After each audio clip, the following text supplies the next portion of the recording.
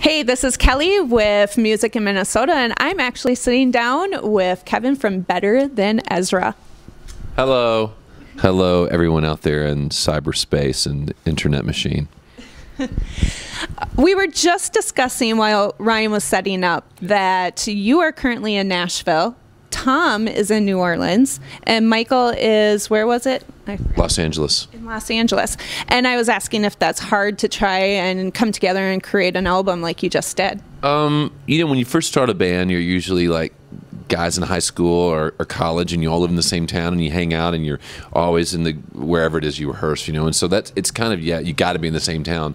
But then when you've been in a band, and and you're an adult, and you don't necessarily have to live in the same town. And I always thought that was weird until suddenly I'm like, we're all three living in different towns, but we rehearse, down in New Orleans. We have a place there, or we may rehearse at my house in Nashville, But we've done it so long, and we kind of know the songs, in the show. But when we learn new songs, we do rehearse, and we get so much time together already. We're like, maybe different cities is a good thing. Well, and speaking on the fact that you guys have been together for so long, how are you finding a balance between, people in their 30s right, and grabbing attention from the new generation coming up? It's funny because at some point when you're in a band, you kind of, or when you're in the middle of anything, you don't have perspective that maybe other people do. So when you're in a band, time kind of stands still, and then suddenly it's some hallmark, whether it's your friend's children's are in college and they're coming to see you, something makes you say to yourself, wow, we're not upstarts, we're not just kind of been around for a few years. We're veterans, and we've been around a long time. We got together in 1988, so it wasn't apparent right at first, and it took me a while to like, oh wow, we're veterans, and we're a '90s band, and wow, it was almost 20 years since Deluxe came out, and so that's kind of fun to realize and come to terms with, but I've found just kind of nothing but positive things about it. We've been fortunate enough to have fans who are, all ages. You would expect maybe people in their 40s and stuff, or in 30s who knew us in the heyday in the 90s. Yeah. But what's fun is that there's a whole group of college kids and kids under 20s, and then teenagers who don't know the old hits, like off of Deluxe and stuff, and they only know stuff from 2001, maybe closer, in the new stuff. Like we're playing shows now, and they'll be like, I'm like, what are those high school kids there for? There'll be a group of them, and they're just kind of stoically watching us, and then we'll play Crazy Lucky off the new record, or something else off the new record, and they go crazy, and that's really nice, because you always want to hope you're still making good, relevant music, because plenty of bands stick together and the music they make now is not that great. Examples? So, no, I shan't. I love everybody, but so it's really validating when you have new people come to see your shows, and we always just wanted to be a band. We were never about a look or a scene. It was just hopefully going to be about good music, and we were going to have our big moment. Every band has a moment when you're the new band and you're the hot thing, and we had that point. And the reality is, if you're a musician, at some point you get this bug to play music, and you kind of get infected by it, and it's a terminal thing, meaning you're not going to get rid of it. And so we just love playing music. But what I'm trying to say is, I'm going to do this regardless of who's here or what age they are. It's nice that it's a demographic of people my age and people younger, and it's always evolving. So it's a really cool ride. Yeah. Well, and since you're such established band already, you guys have had a lot of bumps in your road that some don't realize. And looking back now, what kind of advice can you give people who are coming together from your experience? Yeah, I mean, you've definitely been with different labels. You've been with different people playing with you. Well, it's as different things, as our band stayed together a longer period of time, things would happen that I thought would never happen, you know, like getting dropped from a label, you know, having members leave, having members return, you know, and having, you know, Saturday Night Live make a joke about you, you know, but a good one, you know, that was, you know, still, you know, or, you know, have the new be a regular feature in the New York Times crossword all the time. I guess Ezra, the letters in our band name, lend itself to Will Shortz's crossword puzzles. But what I would say is, what I've learned is it is a cliche, but oh, it comes back in spades, is that you have to persevere. I think in anything you do in life, but especially for me, because I know it, is music, and nothing ever came easy for our band. You know, we were together for 7 years before we signed a major label record deal, before we had a hit, 7 years of scraping out an existence. But I want to point out, it only took like, what, 7 months or 7 weeks or something like that for your hit to really take off? Oh, yeah. But it was already bubbling around since, you know, 93 is when it first came out of ourselves. And then, you know, but it was just one of those songs that, you know, you hope to get, you know, in a career. And so, you know, then, you know, you go through, you leave your first label and stuff. So there were plenty of times where we could have stopped playing just because, oh, time to do something different. But we've always loved each other's company, and we've always loved performing, and our fans have always supported us. So we just keep going, and then these new doors open up and these new opportunities, and then, you know, what was old becomes new again, and young audience discover music that maybe they had disregarded, and so you keep having these periods, and so that's my biggest thing. You know, it's more difficult to make a good living, I think, as a young band, because there's so many options for entertainment time these days, whether it's video games or, you know, sports or anything. You know, that's why, you know, the market share of music, you know, has gone down, and as a result, you know, record royalties and radio plays, spins, and with BMI and ASCAP and performing rights organizations is all down. So you have to know that what was already a difficult proposition, having success as a, you know, having a career as a musician, is even more difficult. Yeah. And if you have that passion, you know, I always say, and I stand by, if the talent is there, and if you're good, you're not always good, and you still do it, you know, and that's, as Tenacious D called it, the cosmic shame. You know, but if there's talents there and you're good, if you don't quit and you persevere, you're gonna get your chance. And when you get your chance and your foot in the door, then you got to be ready. And the only way to do that is to perform and get your rapport with your audience and your band members down. And but yeah, not giving up is the key to my success and the band's success.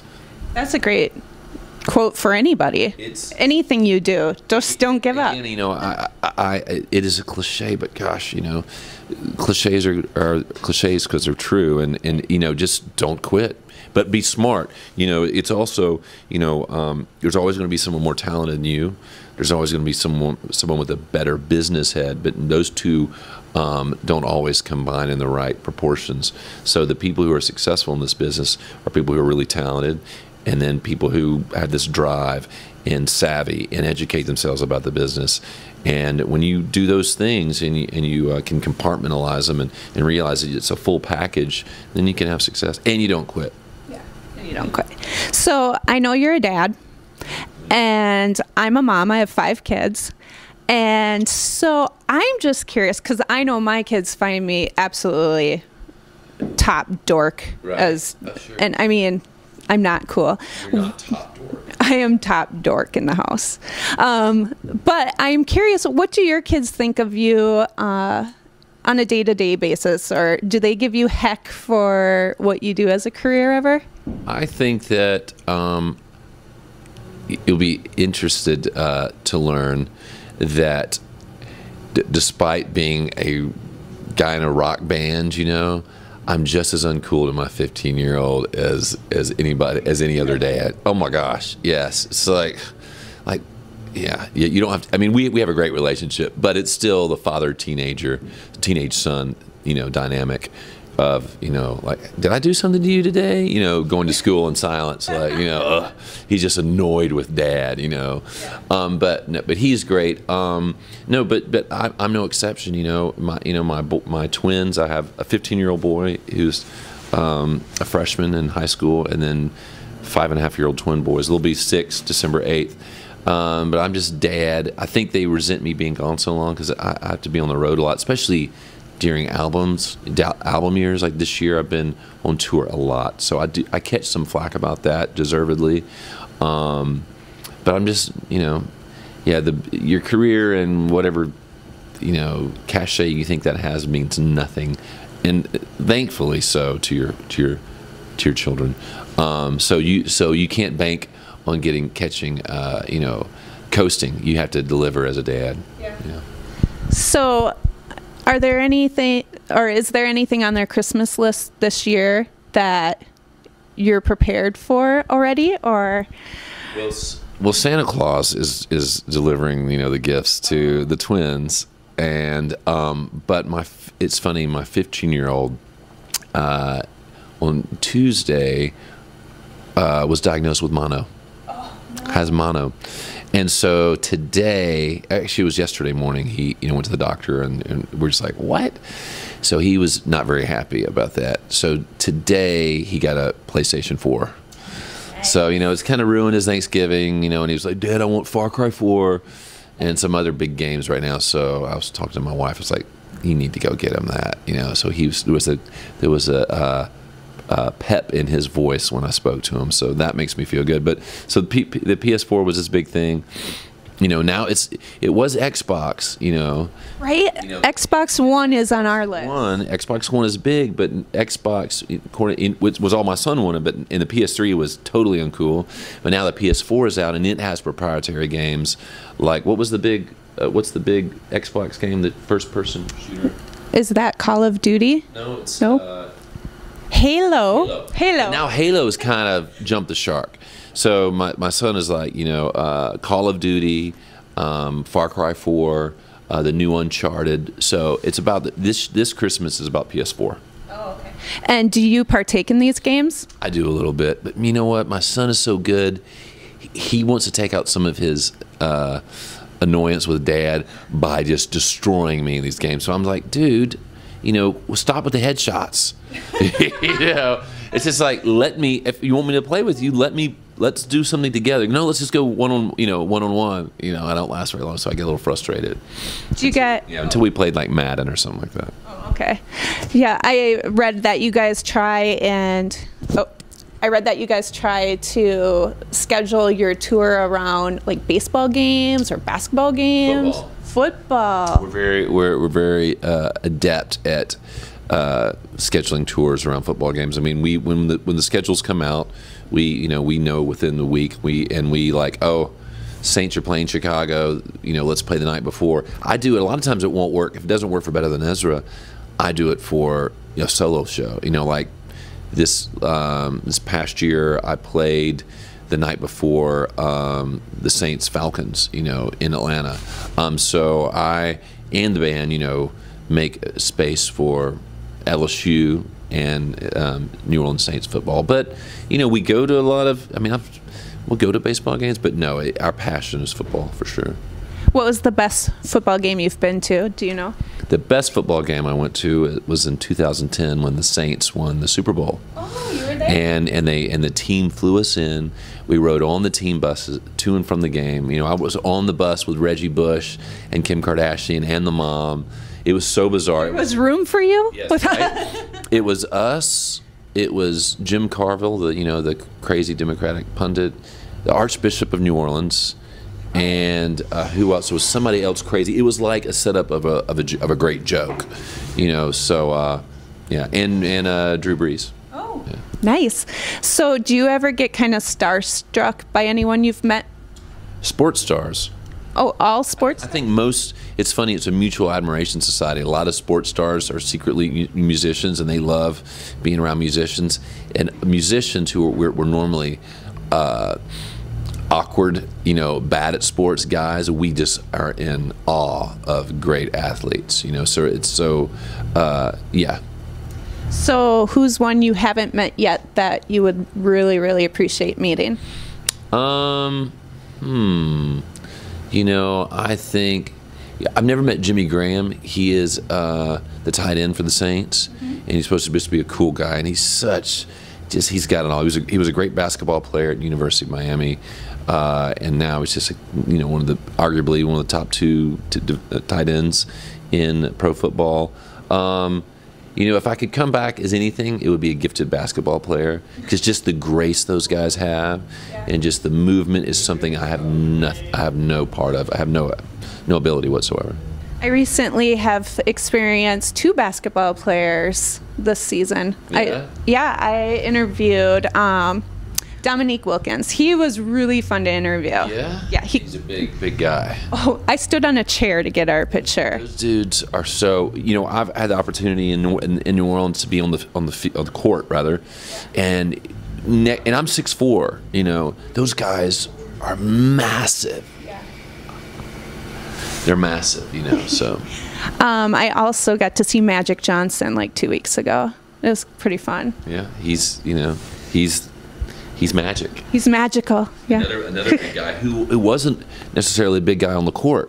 Yeah. And you realize that the guards and stuff are 6'5", 6'6", and yeah. So it's those guys are just superhuman. They're kind of like demigods. I think.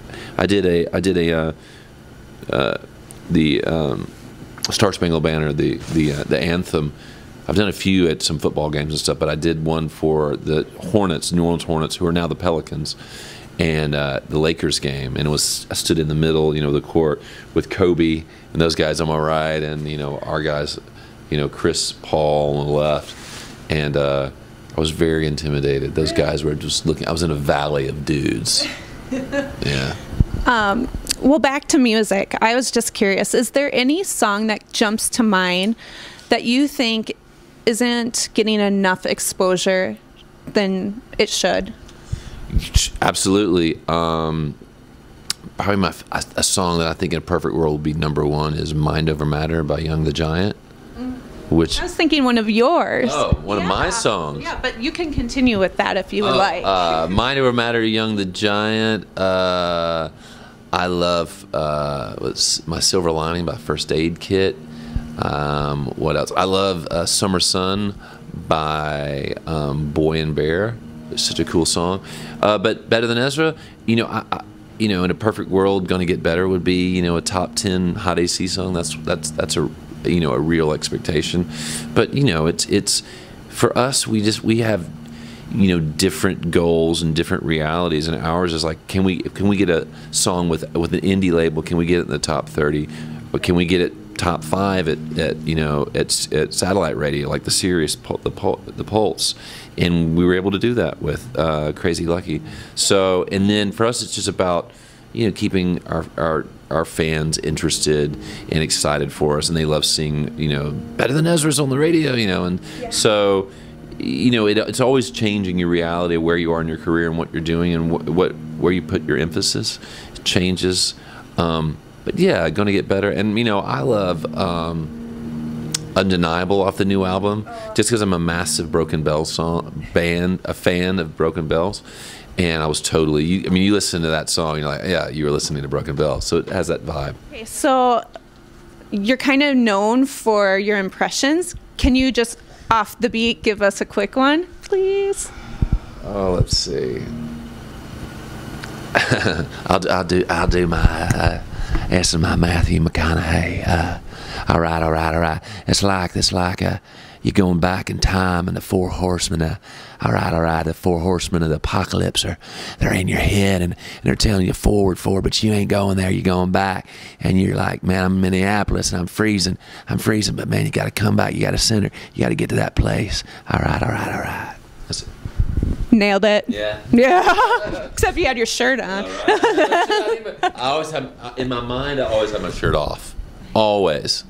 Yeah. I'm on a beach riding, buggy board, a knee board, and whatever, and get my freak on. I love it. I will be a fan for life. So now we're sitting down with Tom. He was a little bit late because he had gone to see a movie. Can you tell us what movie you saw? Saw Interstellar, Matthew McConaughey. Yeah. That's nice. Can you give us, a quick movie review on what you thought? It's not as much about science fiction or the science element. It's really about the human story. It's really, really well done, surprisingly well done.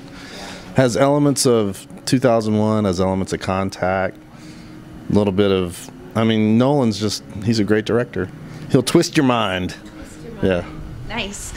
So this isn't your first time in Minnesota, and when you think of Minnesota, does anything jump out? Besides cold? 16 degrees today jumped as soon as I got out of the plane. No, we've always had great shows here. It's a great music town. I guess people hide themselves in their rehearsal spaces in the wintertime, and that's what they do, and that's why there have been so many great bands come out of this area. Bands we grew up listening to and loving, and have much respect for still today. It's a great music scene. Yeah. What have you been doing to stay busy besides working on more songs? Better Than Ezra is probably our favorite thing to do, but we do other things. Like I own a recording studio in New Orleans. That was a lead-in for you. Yeah, produce, write songs with regional bands that are trying to take it to that next level, that sort of thing.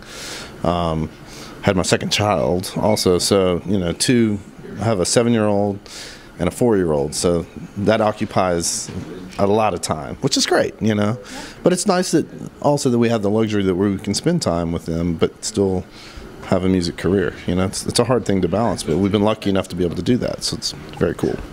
So what do you do with your little kids when you're home? Since you're on tour so often, is there something that you guys do that's special when Dad's home? Yeah, I have a home studio set up, and they're very interested in that. And every day when they get home from school, whether I'm working with an artist or if I'm in there by myself, they run in there and they're like checking it out to see what's going on, So they'll come in and start banging on drums or playing keyboards, or they're like, Daddy, turn this on. They want to see what it's all about. It's cool. It's a very cool experience. Yeah. And we're going to be sitting down with Seven Handle Circus here, and you produced their new album. What was that experience like for you, and then bringing them on a few dates with you? Being a producer is like part psychology, part technical skill, part just getting the guys motivated to bring their best. That's, I guess, partly the psychology, but not only do you have to know what you're doing from a sonic point of view, you've also got to know what you're doing from the song crafting point of view. And then the attitude of the members, and are they bringing their best? Are they getting along? Do they agree with the vision of where the song's going? You have all those things wrapped up. So when you work with somebody for the first time, it's sort of about building trust with them, because they don't really know you that well, even though you've had most likely many interviews before. You still have to gain that trust with them. And, so part of this first project with that was them. But, once we got into it, then they're like, oh, cool. We didn't know it could sound like this. Yeah. And so I think they're very happy with it. I think it sounds great. The album sounds great. It's been getting great reviews. And people kind of hear it and they're like, wow. It's like all these acoustic instruments, but then with a drum kit, so badass bluegrass is what I think they call it. I actually am going to ask them, what do you guys describe your band? That's probably what they'll tell you, because most bluegrass bands don't have a full drum kit. Yeah. Like the Mumford has the kick drum thing going or whatever, but then it's just acoustic instruments for the most part and vocals. Yeah. Their 3-part harmonies are great. Like they bring it live. It's great. Cool. Very cool. So I asked Kevin, what is on the Christmas list at home, and is he ready to provide that? And he said Santa does that.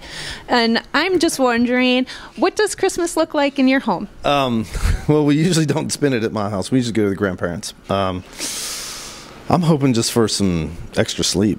Let the grandparents take over the kids, for the early morning, and let mom and dad sleep a little bit extra. I don't know. Nice. That would be nice. I think I'm going to mark that down too. I want that.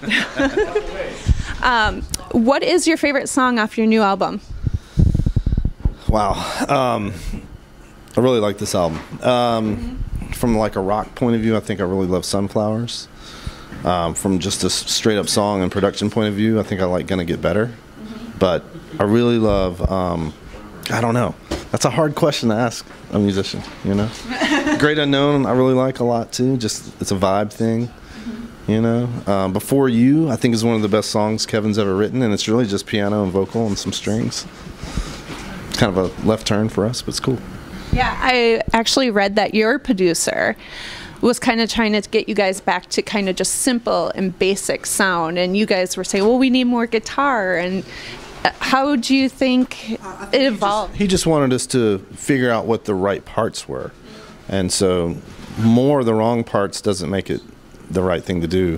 Finding the singular right part makes it the right thing to do, and that's really what it was about. I love the new album. I listened to it all day today, actually.